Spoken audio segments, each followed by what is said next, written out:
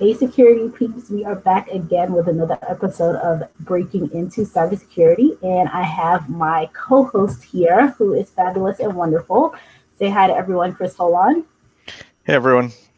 And we have another celebrity guest. As I said before, our celebrity guests are getting bigger and bigger. Jeff Mann, who is the host of Security and Compliance Weekly, the co-host of Paul's Security Weekly, and a self-described information security curmudgeon. Say hi to everyone, Jeff. Hello, everyone. And that's not self-described. I have been awarded that moniker by others. Well, tell us about that. Let's kick that off. How did you get that name? So there is a really old timer in this industry, a gentleman named Professor Gene Spafford, Dr. Spafford. His friends know him as Spaff. He wrote one of the original sort of reference manuals on what we used to call information or internet security back in sort of the beginning of this whole thing that's evolved into cybersecurity.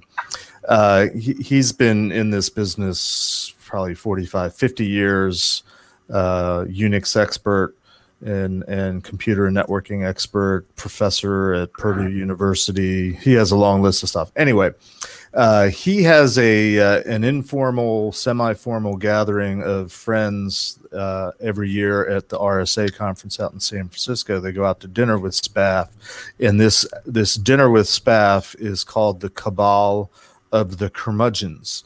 And you have to be invited in, and you have to be sort of presented to the group and voted in or out, thumbs up, thumbs down. I was fortunate enough to be invited to the group about 3-4 years ago, was voted in, and so now I'm a curmudgeon for life. That is awesome. I love it.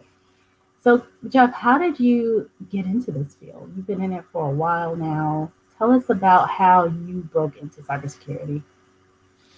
I don't know how I broke into cybersecurity because I don't really know what cybersecurity is. When I got into this business, it was communication security. I cut my teeth at the National Security Agency back starting in the mid 80s, 1986. And at that time, most of the secure communications and data transmission that was happening over secure radio, various sound wavelengths that had little to do with computers. So I sort of was there at the time that computers were becoming more of a thing, more freely available, publicly available. There was computer networks around back then, but they were mostly mainframes talking to mainframes over phone lines, and the early days of the internet. So when the internet became more publicly available and more publicly accessible, and everybody started figuring out, hey, we can use this thing for communication, which happened sort of in the early 90s, I guess. I just happened to be there at the ground floor at the beginning and say, hey, computer's fun, computer's cool, network's fun, network's cool. I happened to be working with a bunch of guys that were sort of dabbling into how to break things. So it's not like we broke into security, we broke security. Awesome. Since then, what are some of the evolutions that you've witnessed that you would like to highlight for those that haven't known the full history of it? How much time do we have? I frankly think it's more of a devolution rather than an evolution.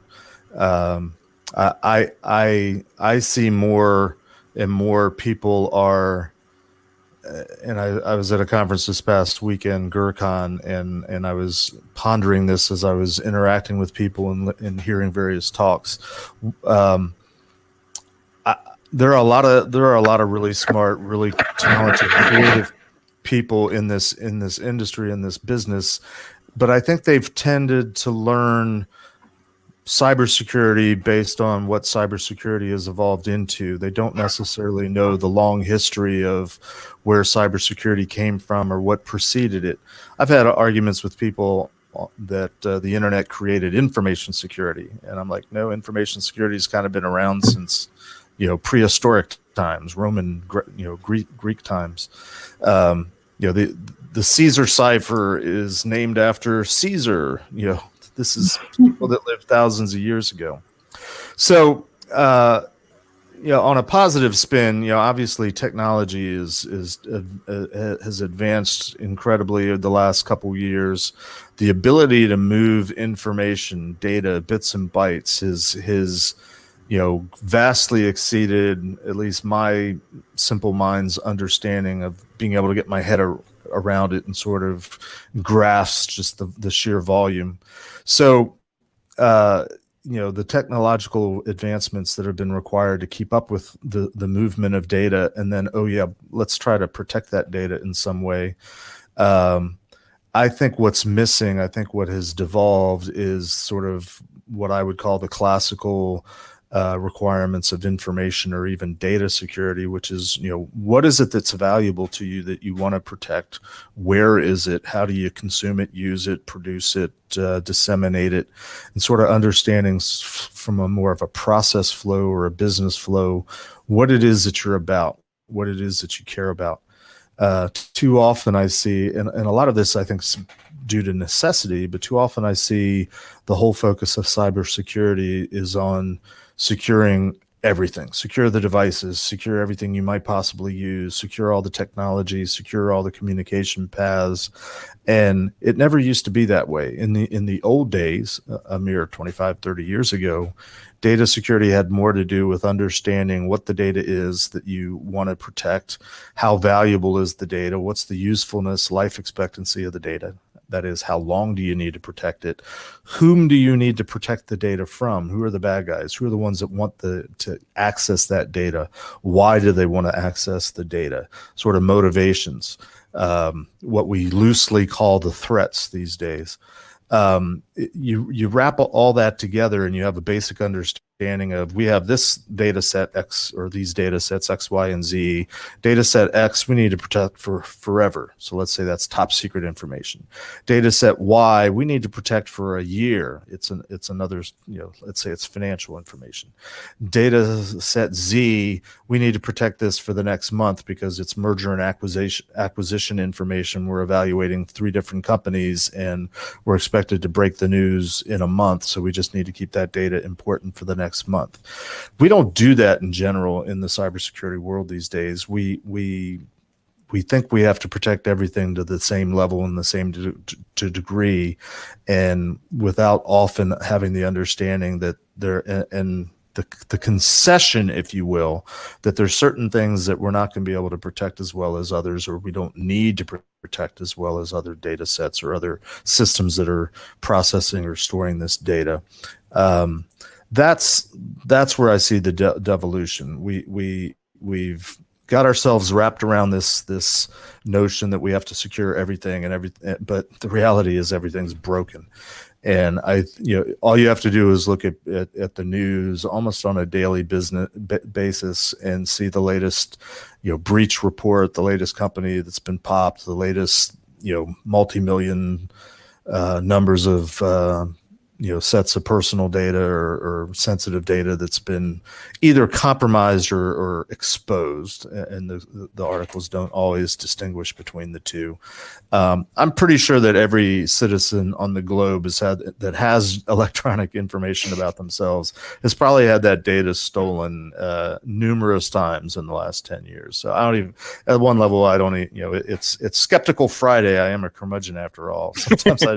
Sometimes I wonder why we even bother anymore. But but then I get a good night's sleep and we take up the charge again. You have to. What do you think? That was such a great historical kind of backgrounds. I think a lot of people, like you said, don't even realize, especially folks that are newer to the field, don't realize the evolution of where security has come from. what do you think needs to happen so that people can get more of this education and understanding to help with making the field better as a whole going forward? Well, I think you're answering the question and asking the question. I think there needs to be education and training, and I'm guilty of this. I came out of the DoD with the background and the experience and training, and I feel like I've done a pretty decent job over the years. And I've been out in the private sector for about 23 years now, mostly as a consultant, mostly as an advisor, where I go into companies and try to explain to them what they need to be doing. What is all this security stuff all about? What do they need to care about? What does it all mean? Largely, it's been in the context, get your drinks ready, people, of PCI. And, quite frankly, the companies that I work with that have to meet PCI compliance requirements, they don't have a background in security. They don't have a background or a context. They're retailers, they're merchants, they're hotels, they're gas stations. They sell stuff, and they happen to have plugged into the internet and use the internet as a backbone, and they don't understand the ramifications of doing that. They're, the business costs of plugging into this, what was sold to them as free and efficient and cost-effective communications paths. So, what I'm trying to do in my waning years is try to figure out a better answer to the question you're asking, is how do you get the message around to more companies to explain what are the basics of cybersecurity, which I would define as understanding what it is you're trying to accomplish and understand what your goals are, what your strategy should be. And this is a discussion and a plan that you need to have within your own organization, or if you're a consultant like I am within your customer's organization. It's a conversation you have before you start talking about technology, before you start talking about all the different ways that you're connecting and all the ways you need to share with third parties and customers and prospects and so on and so forth.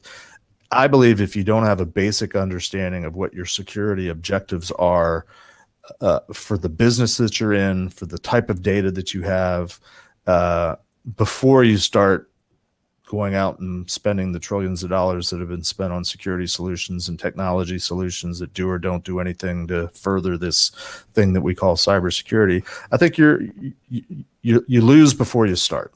And that's a little bit generic, I guess. It's not a factual, here's a step A, step B, step 3 type of answer, which frustrates me because, I don't like to talk in generalities.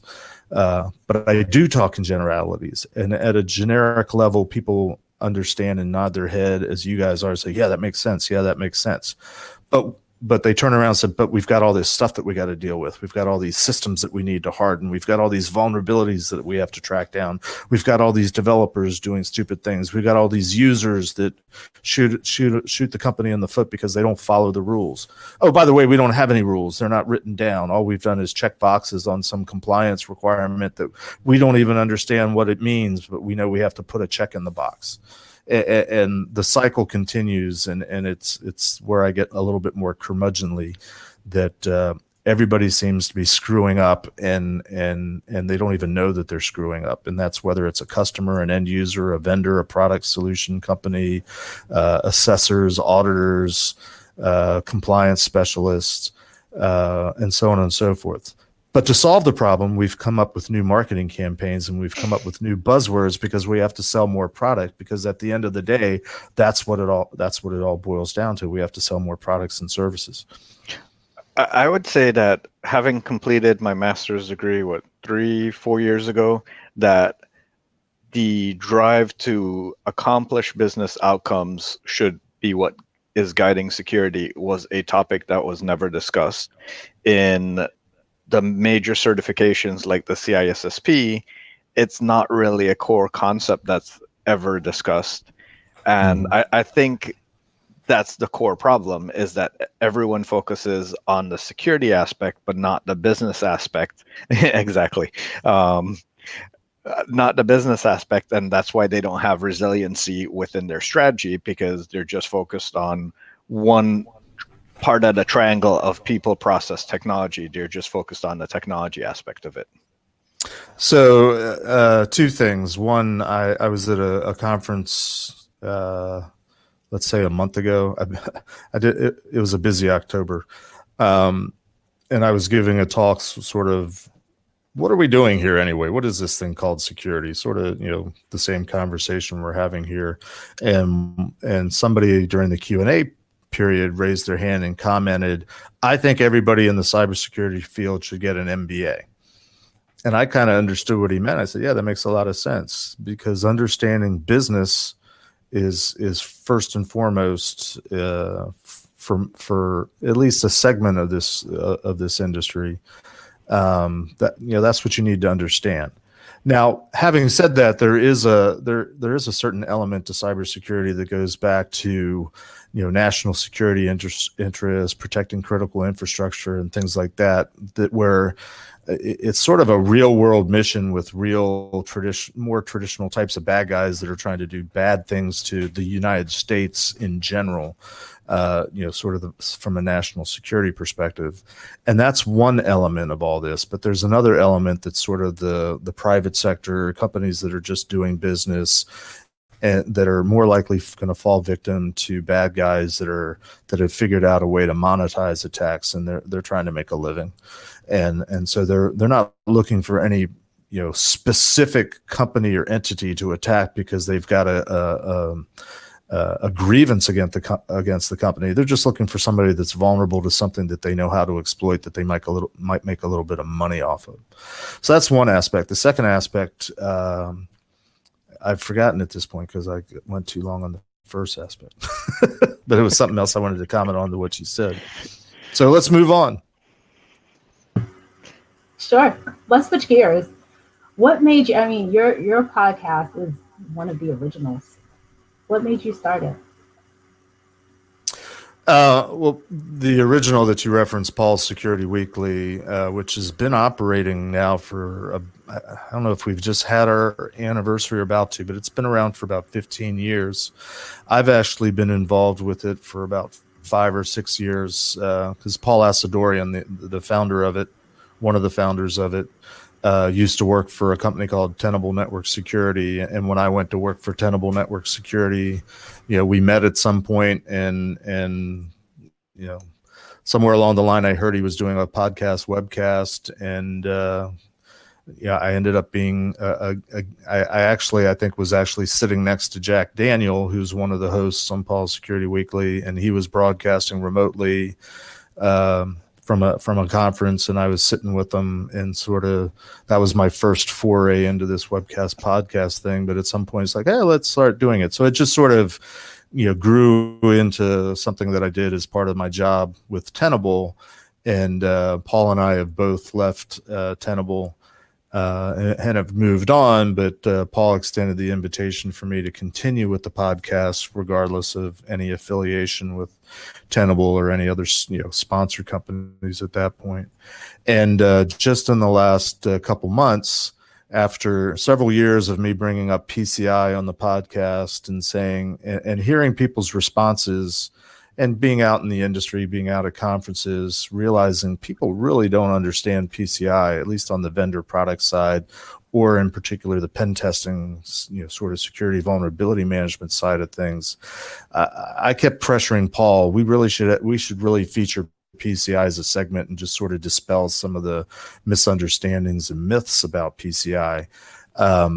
And I don't know if he's, punishing me and putting me in a corner because I bring up PCI too much on his show, or he's really seen the demand and the need for clarification and better understanding and education. So I'm being rewarded. But one or the other, we decided to start. They decided to start a new show called Security and Compliance Weekly, and they asked me to host it. So I'm either being rewarded or punished and put in a corner. But we started recording episodes in October, and we're getting ready to start dropping them. We wanted to have a little bit in our queue, so people had something to, once they started listening to it, they had more to get, so that they'd immediately have something to to whet their appetite for more and more, which we're assuming that people want to hear. But just going around in the last month or so, telling people that this is coming, that it's new, been getting a lot of feedback, very positive feedback, or at least people are enthusiastic to see what the show's going to become. And my goal for the show is simply to try to bring what I see as two of multiple tiers or silos that I see within the cybersecurity community. One side being more the security technical practitioner side of things, which has a lot of product and vendor affiliation, let's say. And then another silo is more the practitioner on a compliance. How do we actually meet any kind of measure or yardstick, compliance or regulatory requirement? Where these two worlds sort of exist separately, and don't often know the other exists. At least from the compliance side, they don't. The compliance side might have some inkling of an idea that there's this hacker security technical community out there, but they have no idea that there's conferences and B-sides and hacker meetups and all sorts of things like that. And on the security hacker side of things, I more often hear than not, oh, compliance, oh, that's stupid, oh, that's the bare minimum, oh, that's not real security. And I have been to both worlds, and both worlds have smart people that are pursuing within their boundaries what ultimately is the same goal, which is the security, whatever that means, of either their organizations or their customers. So I see this podcast hopefully as a way to sort of bridge the gap and allow disparate groups to start communicating with one another, getting to know one another, and ultimately building relationships where there can be collaboration and realization that, oh, we're after the same end goal, we're doing the same things, let's work together rather than spit on, piss on, or not even know that the other exists.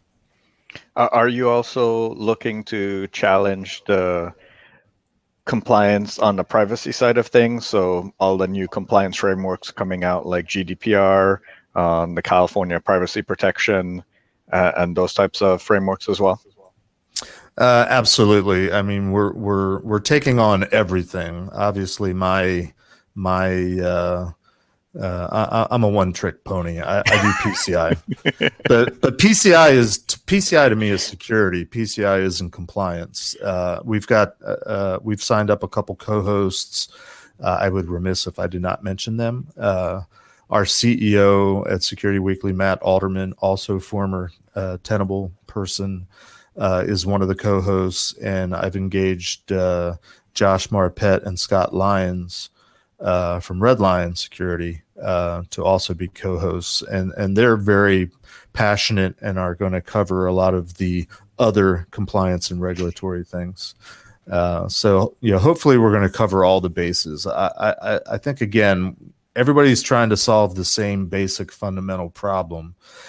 We come at it from a different approach, and certainly some of the newer laws, the privacy laws, are going to trip more directly or crash more directly into people's security worlds. But all of it ultimately is disrupting the status quo, disrupting current processes and procedures, which A, often are not documented, B, they're sort of known by one or two people, C, they're not repeatable, they're not well understood within an organization, D, they're not understood, again, within the context of what are our overall goals here. I remember the second thing you mentioned, people, processes, and things. I talk about people, processes, and things, but I preface that with purpose. What is the purpose? Why are we doing all this in the first place? So all of that we hope to cover and more on Security and Compliance Weekly. We will be listening in.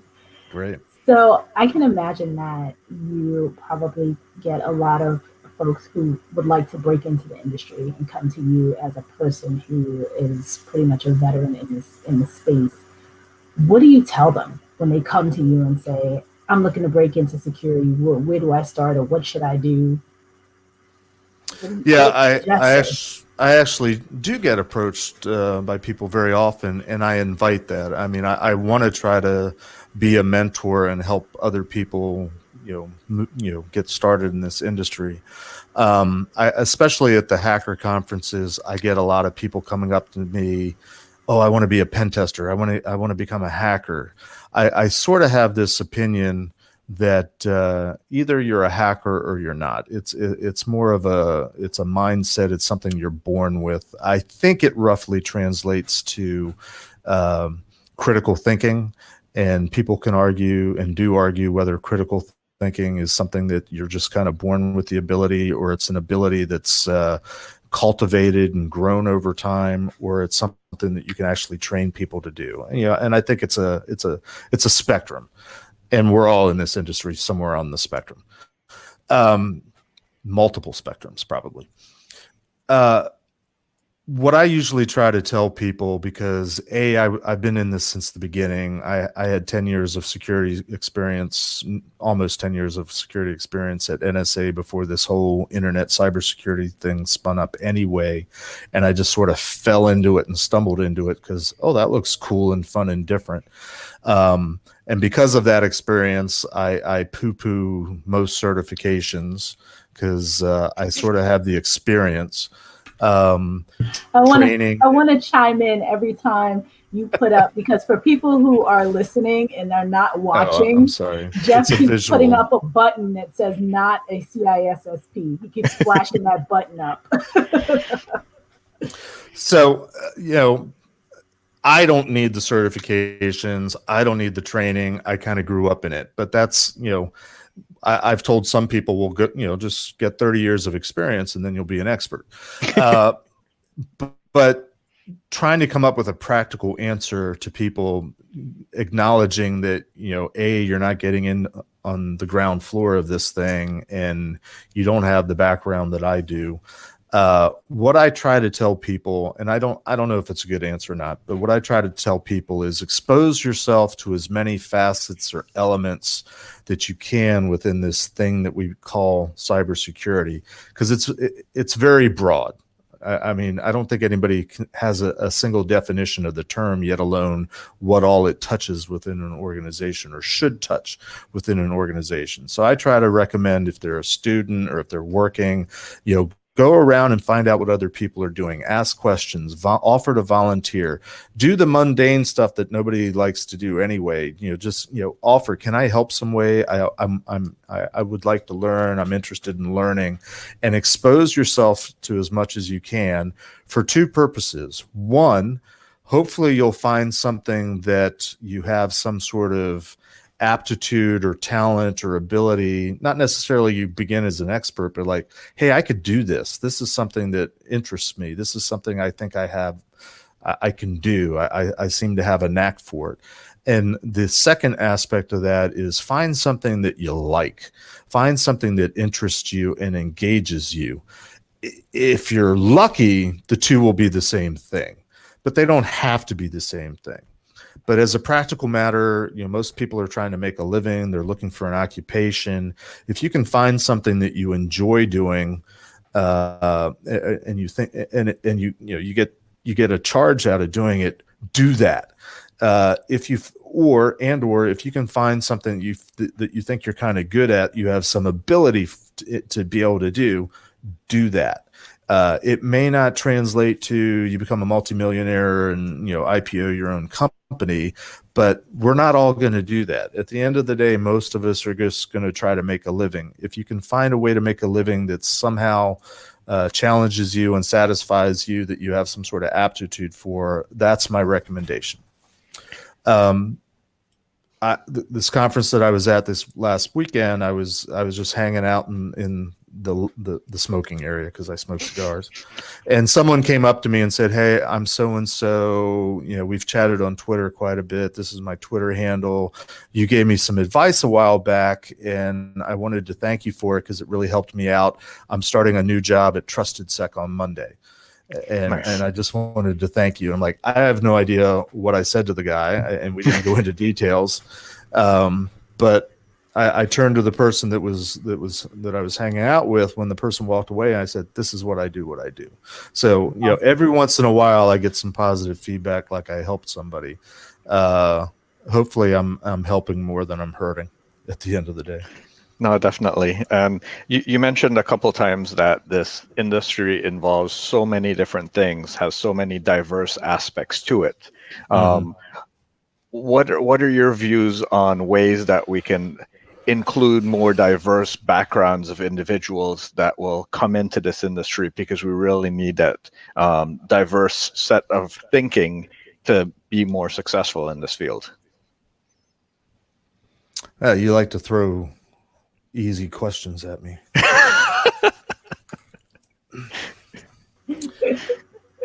So I am very much in favor of what we call diversity in this environment. I'm much more interested in people having an interest, a knack, an aptitude, a love for whatever this thing is that's called cybersecurity.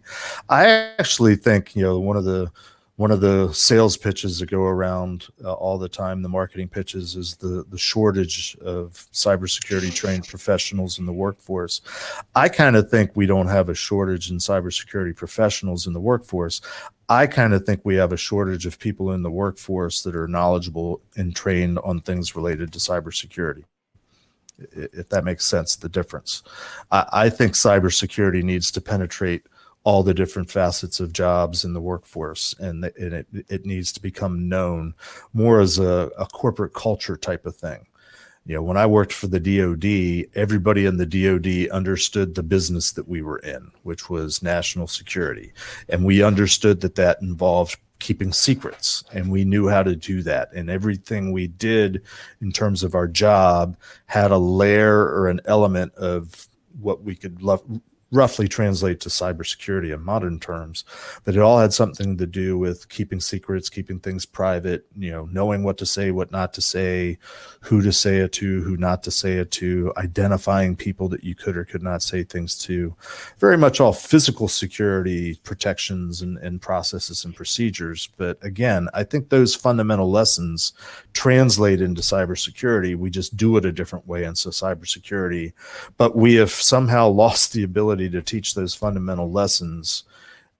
We jump to the cybersecurity solution. And this is my concern about sort of a lot of the diverse people that are coming into the community these days. And I rub shoulders with them because I go to so many conferences. I don't care who or what you are or identify as. If you're smart, contributing, engaging, eager to learn, hungry, all those things are great. My concern is that all the young people that I see, regardless of their qualifications for whatever the diversity bucket we want to talk about, they're being taught sort of the last chapter of cybersecurity. They're not being taught the fundamentals and the basics and the history. And so they're buying into, in as much as if you only know the last chapter, you're only getting part of the story. And in my opinion, it's an incomplete story, if you will, if not a wrong story, but let's leave it at incomplete. So I don't fault them for that, but I'm concerned that they're making a living off of spewing incomplete information or regurgitating incomplete information. But they happen to be a particular diversity category that people are after. And so they get raised up. And I don't care that they're whatever the demographic is. I care that they're not giving the right message and they haven't been trained and taught the right message. So they're contributing to the misinformation that's out there, if that makes any sense. It does. My question, we're over the 30-minute mark, so it's hard for me. I could have warned you about that. This is so, I want to have a follow-up. I'm putting in my request for a follow-up right now because I think that point that you made is across the board, though. So, absolutely. You think about the diverse populations for whatever you want to consider, like you said, whatever category, but across the board, which is why Chris and I tend to wonder why you have all these people with cybersecurity degrees and programs, and then they can't break in. And part of my question is always around the education that they've gotten, because if you think about, various industries, the easiest one for me to remember is because there was a lady who was a nurse, or she's in the medical field, and she's like, the entry level nursing jobs, like, you get this basic, basic fundamental, how to be a nurse, how to hopefully not kill anybody in the hospital, these various fundamentals. You go, you get a certification. Everybody has to have like a state board or something that they pass. And then you're allowed in at that bottom, entry level with somebody over you, management, all that stuff. However, it's seems to be so difficult for the folks trying to break in this industry with these degrees that are being, they have a degree. A lot of the ones that come to us, they're frustrated because like, hey, I went to school, I've been sold on, and I won't, this is my version of, I've been sold on this career. I go to school, I get this education, and now I come out and nobody will hire me, or it's so tough to get in. And so I always wondered what's missing in that education that these folks are just not, quote, ready from a leadership perspective to be brought in. And I think that goes across all, diversity categories, non-diversity categories, and what have you. Well, the short answer is experience. And most of us that sort of grew up in the beginning of it, we already had some level of experience. Or there's a lot of people in this thing we call cybersecurity that grew out of IT. They were system administrators, they were domain administrators, they were network operators. They had some sort of functions so that they were involved in the technology again initially. And there's part of the, and that's all good. And I think that's all necessary. There's an old saying, if you're looking for a job, get experience. You need experience, get a job. Right. And that's sort of the classic conundrum. It's why I recommend to people volunteer as much as possible. Look for internships, offer yourself up around your organization if you are within an organization so that you can be exposed, but do it in such a way that you're getting some experience. But I don't have a good answer, but I think the answer is most people are looking for people that are experienced or have the desire to learn, the curiosity, there's something there that they think is malleable. If you talk to recruiters or people that talk about the recruiting issues, more often than not, they're saying something like, it's not simply the certifications or the educations. They want to meet the people and they want to see the curiosity, the hunger, the I want to learn more, the eagerness to do something. What they don't want to see is I've got all these degrees, therefore I'm worth, being hired because I have all these tickets punched. Right. It boils down to this. I think, obviously technology is a large part of this thing that we call cybersecurity, and that's not going away. When I first came out into the private sector years ago, and we were arguing basically why you should hire a consultant to advise you of how to do security before you spend all your limited resources on buying some products because you've been told you have to buy all this different technology in order to be security. I used to tell the analogy of, if you want to be a painter, if you want to be a masterpiece, a master painter, a Rembrandt, a Michelangelo, a Leonardo da Vinci, all you really need is paintbrushes, paints. What do you call that thing they put it on? Palette. Palette. Thank you. And you need a blank canvas with setting it up somewhere on an easel. That's all you need. Those are all the tools. Go off and paint a masterpiece. But clearly, most of us, given all the tools, aren't going to be able to create a masterpiece. I think the same can be said with, you can have all the technology in place, but you're not going to be able to produce a secure environment. So what's the difference between you and me and a Rembrandt? because we have the same tools versus, this organization that has all the technologies and all the solutions that they've been sold that really are just tools at the end of the day. I think it's a similar difference. Whatever it is, that missing ingredient, I think it's the same missing ingredient. And I think it boils down to experience, practice, aptitude, the ability to learn and create and craft. I mean, it all works together, and that's sort of the missing ingredient. How do we get that? On an individual basis, looking for opportunities to volunteer, pitch in, intern, go to hacker meetups, participate in, CTFs and so on. I mean, there's lots of different ways to practice. Yeah. Whether you're good at it or not remains to be seen. I don't frankly think everybody can get into this business. I don't think this is a career field that you look at like most other career fields, from an academic perspective and, oh, I want to be this when I grow up, and so I'm going to go off and learn all those things and become that. I really do believe that there's not everybody has to be a hacker to be successful in this business, but there's a certain element of critical thinking, be able to ask questions, to be able to look at something and say, is there a better or different way of doing this? What could go wrong? What might go wrong? How can I manipulate this? Whether it's I don't know what you call it, but I call it the hacker mindset.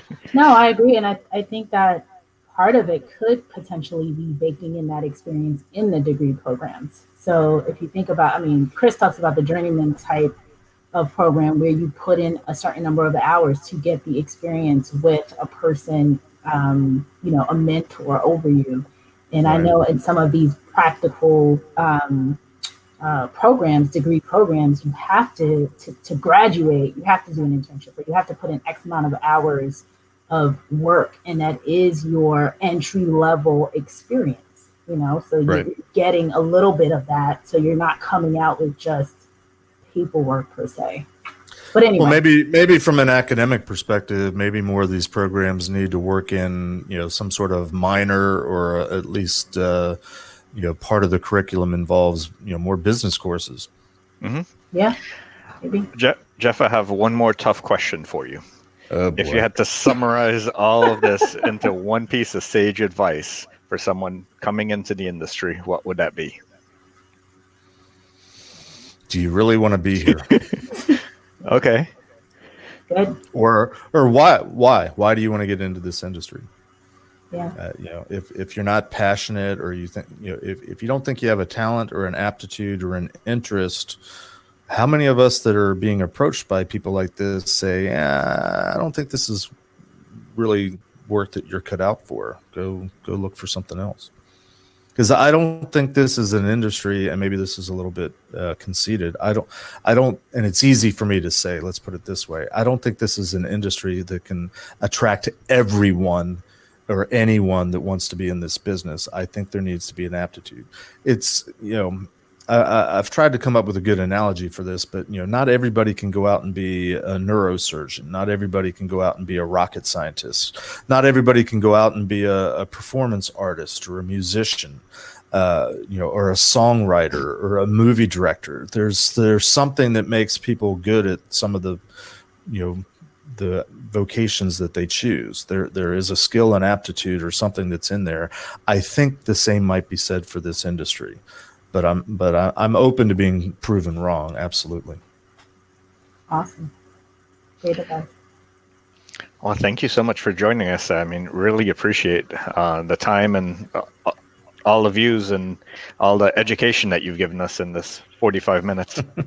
Absolutely. Sorry we ran long, but I'm putting in my request for part 2 of this. All right, sounds good. Or 3 or 4, whatever. And 3 and 4. Thank you, Jeff, and thank you, Chris, and thanks for another episode of Breaking Into Cybersecurity. Have a good one. Thank you.